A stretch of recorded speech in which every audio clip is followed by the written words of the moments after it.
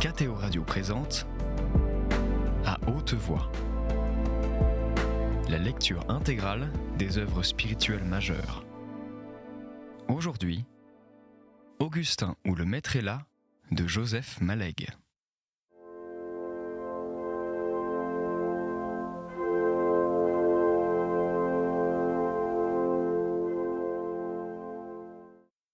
Au groupe catholique, une personnalité dominait et de haut. C'était l'Argilier, élève de seconde année, émigré des mathématiques à la section de physique et de chimie. Augustin l'avait retrouvé à la première réunion annoncée par la petite affiche traditionnelle des rentrées. Il avait revu ses yeux bleus de lin, curieusement lointains et idéalistes, en retrait des spectacles immédiats, réservés pour des technicités très élaborées. Mais le sourire les rendait pénétrants et doux, les mettait avec tout interlocuteur, malgré d'immenses différences de culture, sur un plein pied fraternel. Ses cheveux blonds coupés ras lui faisaient une coiffure très frère Convert.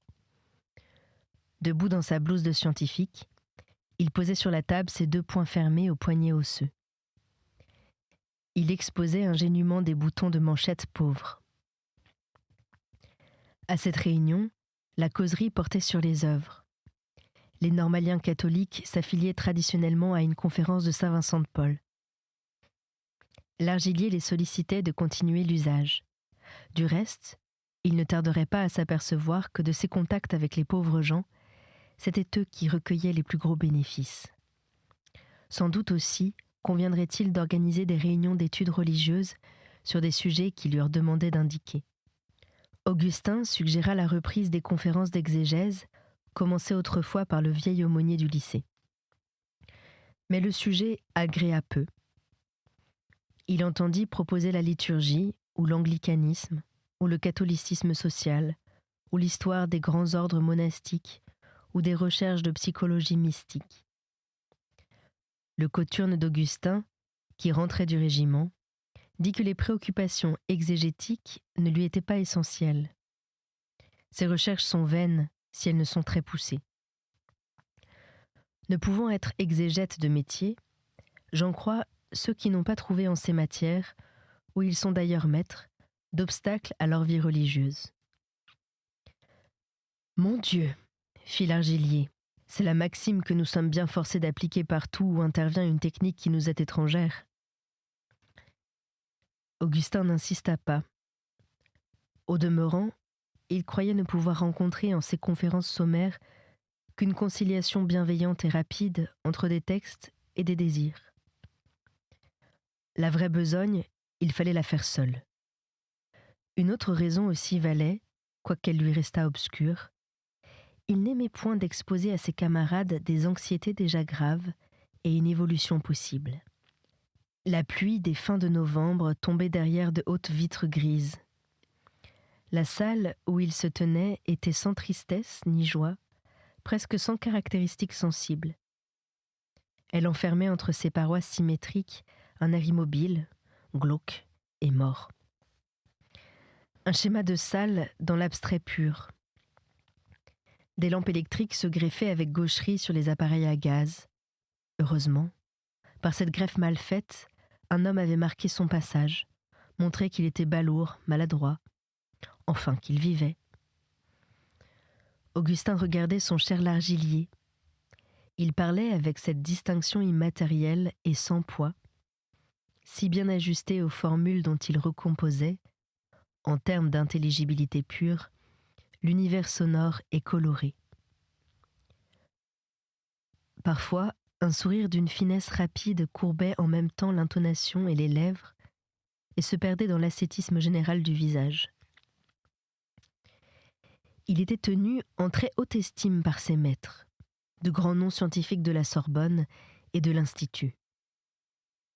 Augustin a eu l'occasion de l'entendre dans l'une des conférences à l'usage des philosophes, où il s'agissait de donner à certaines notions de haute mathématiques un sens aussi exact qu'il pouvait l'être sans technicité. Le maître de conférence d'analyse, qui avait assisté à la leçon, assis sur un banc d'où il débordait, très gros, somnolent, silencieux, pareil à un énorme rêve, leur avait fait remarquer cette réussite magnifique. Des concepts très lointains, dévêtus de leur mathématique natale, leur étaient néanmoins présentés sans frange d'ombre ni fissure de l'intelligible, presque fidèlement. Il était très doux, plus qu'Augustin ne l'avait connu au lycée. Il avait arrondi ses angles durs. Une seule sorte d'erreur, il ne supportait pas, celle que les littérateurs philosophes se permettaient quelquefois dans des exposés ambitieux de théories scientifiques. Il rectifiait avec une froide ironie. Christiani en savait quelque chose, et aussi Paul Denisot, le rhénanien de l'école.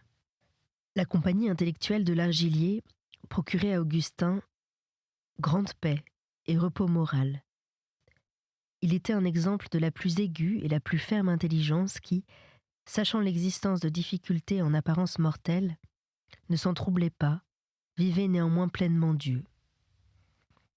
Sans doute, ainsi qu'il le disait, il n'était pas technicien d'exégèse. Mais il avait certainement dû s'occuper du problème d'une manière à la fois sommaire et pénétrante, comme le temps dont il disposait et comme sa pensée.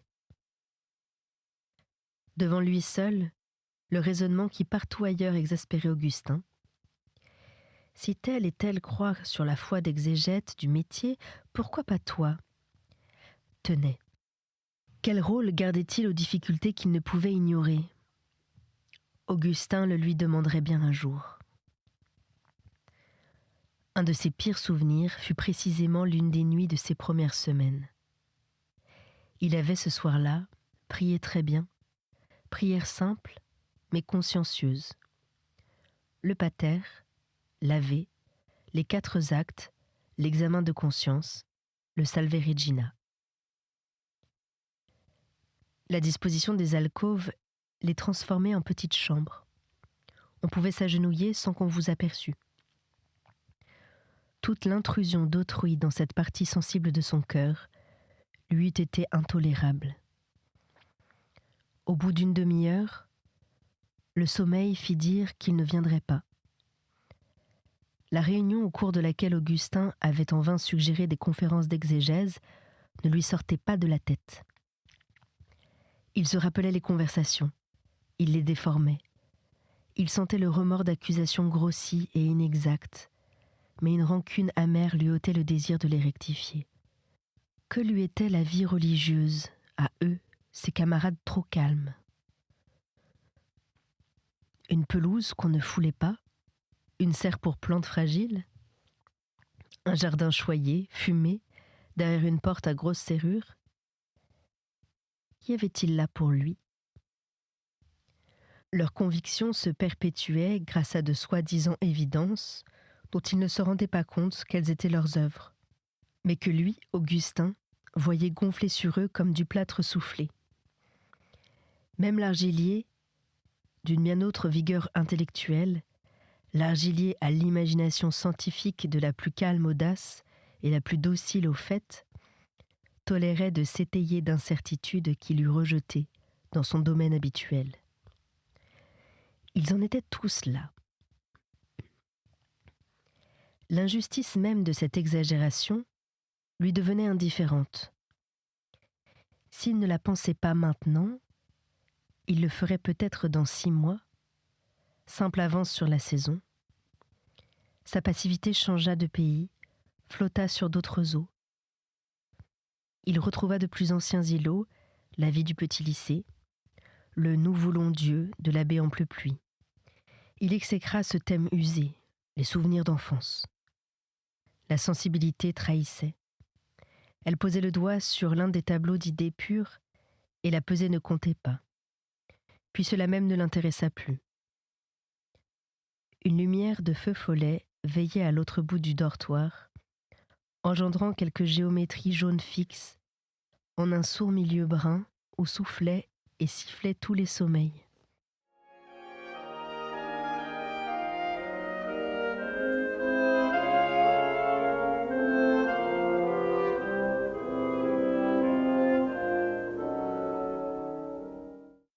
Ces images cessèrent un instant de prendre appui sur la solidité de la vie. Bruit, pensée, rêverie devinrent liquides, rompus, ballottés dans cette même lumière couleur de cire, prolongée sous ses paupières. Mais tout reprit bientôt consistance de réel, et le sommeil qui avait failli venir s'en fut. Le lit lui fit mal. Le creux central, hostile, grattait. La fraîcheur des bordures latérales ne durait pas. Il se retourna, regonfla l'oreiller, retrouva un peu de confort et de douceur. Il faudrait bien finir par vider cette question-là, loger dans les temps morts de cette année ou de la prochaine une enquête nécessaire et définitive. Il faudra entrer dans le détail des exégèses, confronter Batiffol et Lagrange avec les Holzmann et les Loisy et d'autres noms qui figurent aux bibliographies. Personne ne décidera pour lui. L'Argilier ne servira pas. Personne ne servira. Peut-être ce curieux cousin savant et mystique de l'Institut catholique ? Et encore. L'exemple des spécialistes orthodoxes n'a retenu ni Loisy ni Tyrrell sur cette pente savonnée. Il sera seul, bien seul. Seul comme Jésus aux oliviers. Le cruel illogisme de cette comparaison le meurtrit. Ainsi, au cœur même des négations, si par malheur il y arrivait jamais, ces longues habitudes de sensibilité religieuse continueraient de sangloter dans sa conscience, seul comme Jésus aux oliviers. Alors qu'il ne pouvait précisément pas dire si Jésus avait été aux oliviers, il retournait là cependant, à l'unique refuge de toute âme chrétienne, au seul lieu possible pour l'interprétation de la douleur. Consolez-moi de la souffrance de n'être pas sûr de vos souffrances, au nom de ces souffrances mêmes, ô Jésus. Quel chaos et quelle misère, quelle multiple et contradictoire amertume. Augustin se sentait lassé infiniment. La fatigue lui révélait dans son propre organisme des cheminements et comme des galeries inconnues. Invisible, quand le corps y travaillait avec exactitude, la douleur s'y promenait, éclairant leurs parois. La langue explorait un goût de fièvre, aggravé de nausées et de douleurs aux tempes. Est-ce que je ferais plus tard un peu de dépression, comme mon père ? Il se rappela une petite vanité stupide et réfrénée devant les premières suscriptions de lettres. Élève de l'école normale supérieure. Vaine demeure, trop enviée. Vain plaisir d'une vaine demeure. Peuplée de combien de nuits, comme cette nuit ? De combien de futures crises semblables, depuis la crise enfantine, au temps de Renan ? Il sortit du lit avec une lenteur épuisée. Le contact de l'eau froide sur son front, sur ses orbites, cette descente en nappe et ce glacial renouvellement lui parurent atteindre beaucoup plus profond que la surface de son corps, jusqu'au centre réel ou imaginaire de la fièvre et de la conscience. Des mois passèrent. Un peu confus dans le souvenir d'Augustin, dont il retrouverait sans doute le détail en ses notes de première année. À distance, ce n'est qu'une période de modelés flous, aux nombreux jours tous semblables. Les manuels exégétiques restèrent fermés certaines semaines. Augustin avait peur. Il lui arrivait de se figurer qu'il se stabiliserait, comme bien d'autres, dans ce manque de sécurité et l'acceptation de ses doutes. Cette scène du dortoir, à la fois brutale et triste, surévaluait le degré de netteté que désirait sa pensée.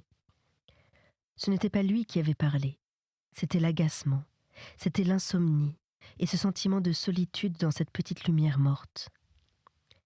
Les racines de ces décisions finiraient par être non des analyses de textes et des confrontations de Matthieu et de Luc, mais des méditations de métaphysique fidéiste, le goût des émotions, le sens du mystère, comme il commençait de soupçonner que son père avait fait.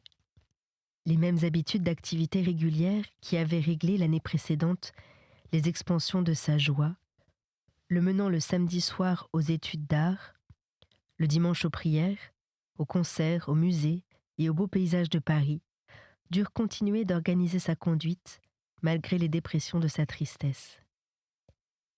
Il ne pouvait pas vivre sans habitude.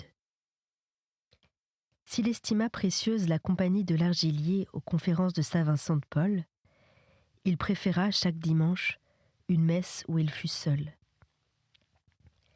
Il pourrait communier peut-être lorsque dès le samedi soir, sa sensibilité n'aurait pas accumulé d'excessifs obstacles, ou au contraire s'abstenir quand l'incertitude tourbillonnerait par trop dans sa conscience.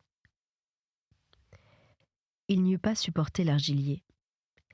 Il haïssait tout ce qui ressemblait à un exemple, à un regard jeté sur lui, à l'encouragement d'une piété plus chaude, à toute menace, même irréelle, même factice, d'un contrôle de son abstention ou de sa pratique. Il se blâmait et ne se comprenait plus. C'était par trop complexe de haïr des secours et de se plaindre d'être seul. Au fond, il s'exaspérait de tout ce qui ressemblait à un jour ouvert sur son cœur. Le couvent des religieuses réparatrices le vit les dimanches matins. C'était dans le voisinage de l'école normale, la même où s'étaient écoulées en juillet dernier ces 15 minutes de gratitude. La présence réelle luisait, ronde, petite, parmi les lampes électriques et les feuillages dorés, dans un véritable buisson ardent. Le dos des religieuses adorantes gonflait un costume bleu clair, minutieusement immobile et naïvement théâtral. C'était là qu'Augustin monologuait ses résolutions durcies et ses raides prières, là qu'il se confirmait ne pas devoir permettre à ses inquiétudes théoriques d'agir sur sa pratique, là qu'il hiérarchisait ses normes et ses désirs. L'amour du Christ est premier. Il doit remorquer mes études théoriques, non l'inverse.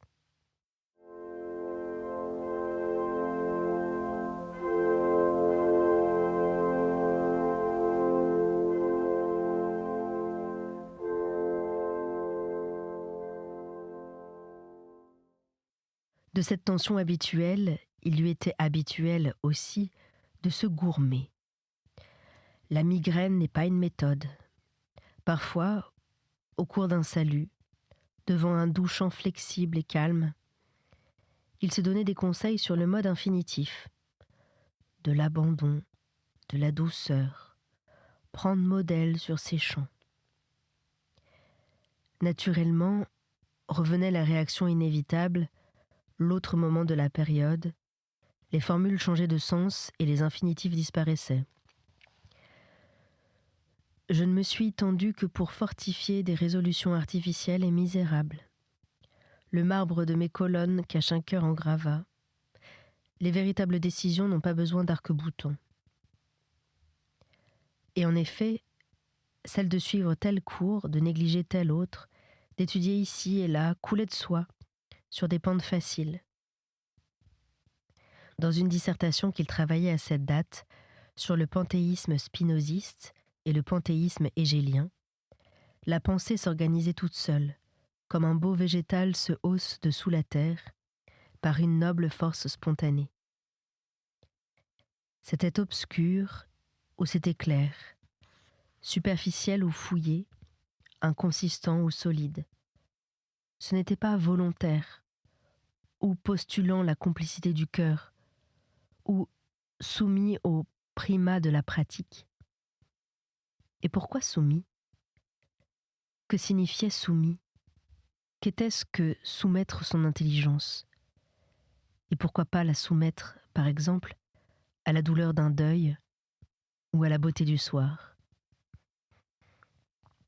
Puis, il remontait d'un coup de rein aux prières de la messe, aux supplications de l'Agnus Dei, à l'humble confiance du Domine non sum, pour retomber un peu plus tard du haut niveau de ses apaisements. En somme, ce qui avait paru, au début, devoir se trancher par séparation du oui ou du non, du vrai ou du faux, par coupure nette et démarche droite, se perdrait en une boue confuse, une mixture d'obsession, d'énervement et de lassitude. Ce drame ne serait ni d'idées pures, ni de sentiments purs, mais des formes dégradées de l'un et de l'autre. Il ferait, pour de longs jours, son épreuve et la loi de son triste cœur. Cette espèce de douleur lui était demandée. Elle le frappait au lieu exact, son intelligence. Il goûtait toutefois un certain apaisement mêlé de force, à se dire que c'était là sa croix, sa singulière croix. Au contraire, la présence de l'argilier à la conférence de Saint-Vincent-de-Paul lui fut bienfaisante. L'assistance s'y partageait de telle sorte que chacun des 5 ou 6 normaliens inscrits y représentait par roulement le groupe tout entier. Les confrères recevaient de bons pains, en sollicitaient de galoches, de couvertures ou même de lits, cette dernière libéralité réservée aux familles nombreuses, pour séparer les sexes. La réunion se passait dans un local sordide auquel donnait accès un couloir à odeur de tannerie, embrumé par les poussières d'une cadrerie de matelas. On y trouvait des polytechniciens, des professeurs et des messieurs placides. Quelques-uns d'assez haute situation descendaient à pied la provinciale rue Tournefort, laissant leur voiture place du Panthéon, comme un chien qu'on renvoie, mais qui vous attend au coin de la rue, docile jusqu'au retour. On se mettait à genoux pour la prière initiale et finale, sur un bâton de chaise, sur un banc d'école aux pieds peu sûrs, ou directement sur le plancher. Il se faisait 2 quêtes, l'une agitait des pièces et l'autre des sous. On disposait les 2 chapeaux côte à côte, sous le crâne chauve du trésorier. Il régnait là un ton humble, consciencieux et gris, qu'adoptaient même les messieurs à haute situation et à voiture, comme on prend le même peignoir chez le coiffeur. On délibérait avec une douceur sérieuse sur des points minuscules vus au bout des loupes. Le pointage des présences aux divers patronages, la date du dernier bon de galoche. Tout le tragique de la vie miséreuse, les chômages, l'échéance terrible des loyers, la gangrène morale et physique des bouges, confluaient là, en parcelles fort petites, de l'ordre d'un bon de pain. Pour arriver rue Mouffetard, patrie des clients de la conférence, on continuait jusqu'à l'autre bout le couloir pris pour venir. On traversait une cour munie de caisses d'emballage, piaillantes ou silencieuses, selon qu'on y élevait des poules ou des lapins. Des enfants manipulaient des détritus ménagers transformés en jouets. De grandes filles, chlorotiques et dédaigneuses, traversaient la cour sans vous regarder. Mais d'autres gens vous surveillaient de leur seuil et réservaient leur opinion sur vous. Augustin visitait pour son propre compte la famille Badouno, maçon de la Creuse, et pour l'un de ses camarades la famille Bâtard, peintre en bâtiment. Elles habitaient le même immeuble. Badouno était un gars robuste, de petite taille, embelli d'une moustache énorme et soignée. Il brandissait sur ses 6 enfants cette rudesse populaire qui leur semble la marque et le moyen d'une suréducation. « Avec moi, faut pas qu'on faute. C'est au doigt et à l'œil. » Juste comme il interpellait, à l'époque lointaine où il était caporal, les hommes soumis à ses bruyants et modestes ordres. Les premières communions, l'assiduité au patronage et aux écoles des sœurs s'exposaient comme une autre sorte d'exercice militaire, comme de beaux pactages avec discipline et fierté. Madame Badouno, haute, jeune, barbue, possédait de grands bras de laveuse et par moments une sourde douceur dans sa voix rauque. Leur progéniture, vigoureuse et bien tenue, aux longues réserves de sang rouge amassées dans la Creuse, se ruait à chaque visite sur les pas d'Augustin. Ce fut vers la 2e semaine de janvier qu'apparut le 7e enfant. Le dimanche suivant, 3 jours après la naissance, Augustin vit des chaussettes, des tabliers, des linges, tendus un peu partout sur des ficelles à travers la pièce.